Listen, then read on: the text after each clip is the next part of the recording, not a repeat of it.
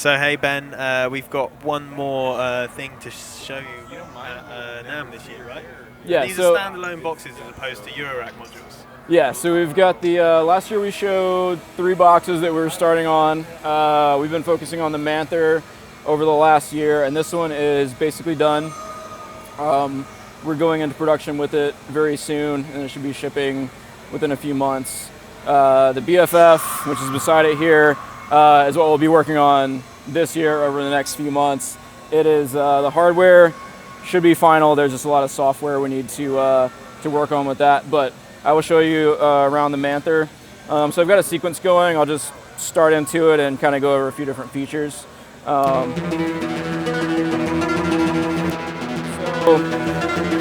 the sequencer, turn the lay down. So as you can see, the steps that are lit are the active steps. You can easily change any note by using the keyboard. So you have a transpose, and you can come in here and change any note. You can add a note just by holding a step.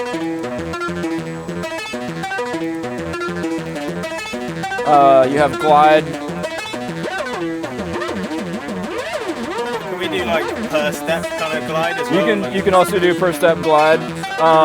So if you hold any step, you can adjust any parameter and it'll apply just to that step. So if I want glide on just this step, just one step, you just, so yeah. So just as you're holding it, it applies to that step. So in terms of like voicing, what have we got going on? So yeah, let's start with nothing here, and then we'll go. So this is our, so we have a square with pulse width modulation, starting with manual. You can also have the envelope control pulse width, as well as LFO. So an LFO, this is just 0. It starts at 50%, and this goes up and down from 50%. With the LFO here. And with the LFO, let's open this up a little bit.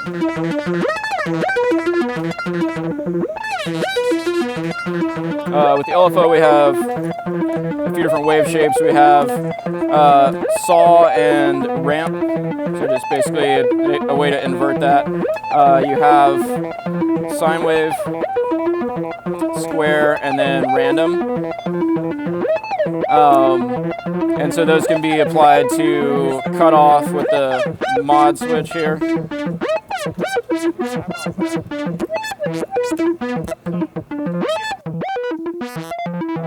Applied to pitch.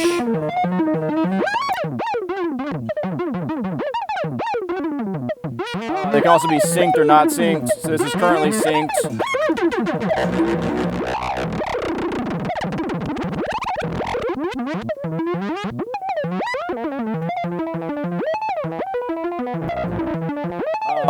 And going back to the other waveforms, we have saw. Just open this filter up a little bit. Then you have triangle. And with the triangle, you have a wave folder, which is currently just selectable in the menu here. So you can select that the wave folder be applied to just the triangle, which is like this, or after the filter. So if it's after the filter, the shape control now will fold everything.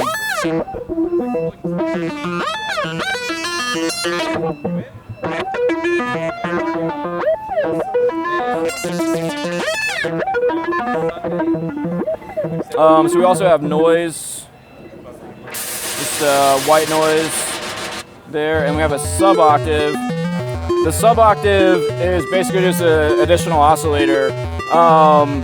So it's not actually like a subdivision of the oscillator. It can be used to just be detuned or actually applied like an octave above, up to 3 octaves above the main oscillator. So as you see here, a semitone, currently it's 1 octave below, but you can go down to 3 octaves below or 3 octaves above, which would be really high. So And then you also have sense, so you can detune it from there. And then the sub shape goes from a sine to a square. So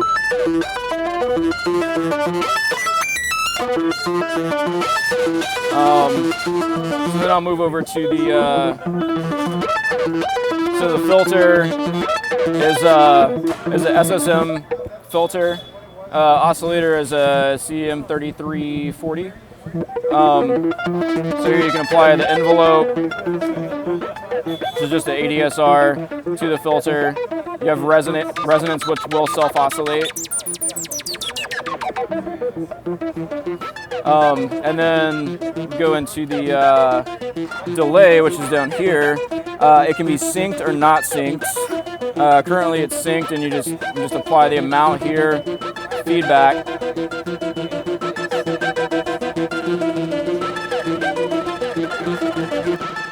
So when it's in synced mode, it's entirely quantized and just acts like any digital delay. When it's not synced, it acts more like a tape delay and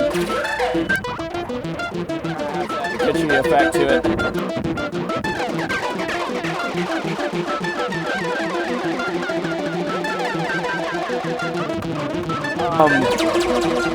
But the coolest thing about this entire thing is the fact that every parameter can be modulated. So if you hold the record button, I can, for example, record the delay time. So now that's just looping. And I can record any parameter.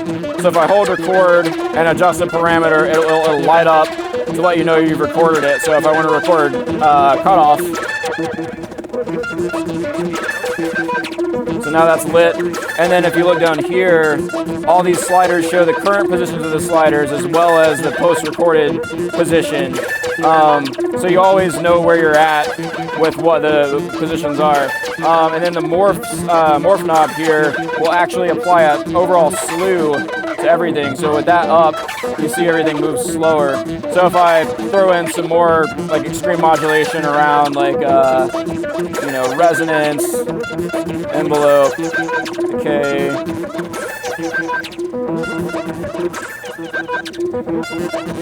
mix levels, things like that. So now you see everything here is reflecting that, and then if I morph it, it just slews all of those recordings. So we can get really, really wild quite quickly. Yeah. And then, there's also, from the variegate, we have probability repeat delay, gate length, accent per step. So if you hold shift and go into any of these modes, now obviously everything is 100% probability by default, but you can come in and you can set a probability amount from 0 to 100%, and any value you set here and apply to a step, it will be whatever is set here. So if you want to set a 50% probability, then you just set 50 and then you plug in a few steps. So now it's going to be more probabilistic. We also have the same thing for repeats, delays, gate time, accent levels. So if we wanted to set an accent of 100 on a couple steps, then you can do that. And if at any point you want to clear recording, you can just hit clear record. Now everything's back to just the way the knobs are set, or the sliders are set. So in terms of the sequencer, what kind of save and recall kind of functionality is there? So there are 64 different save slots. There are 4 banks of 16. So if you just hold down save and a button or recall on a button, you can immediately recall a preset. So if I'm in 1 right now, so this is showing we're in bank A, preset 1. If I hit recall 2, now we're in A02. so you can immediately go back and forth. Or you can do, like, if you're familiar with the Varigate, if you hold song and then press the buttons in order and then enable that, it'll show you that you're coming from A01 to A02. It always shows the current and then what it's going into. And then that will just always loop between what you have set up there. So in terms of like kind of song mode, can you do kind of like 2 of one and then 1 of another and then blah, blah, So blah, blah? if you hit Shift Song, this brings you to a new menu that shows that the current position, or the current number 1 is Bank A, preset 1, and then that's repeating 1 time. So you can have that repeat as many times, up to 32 times here. And then you can edit.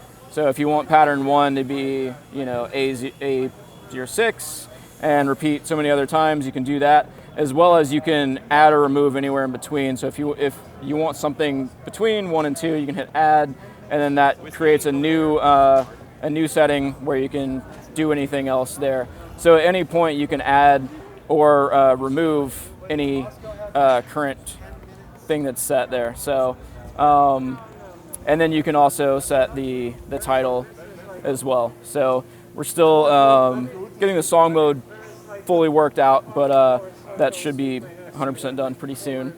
So when is the Manther hopefully going to be ready? So we're going into production next month, and we should be shipping pretty soon. So I would imagine, you know, around March or so.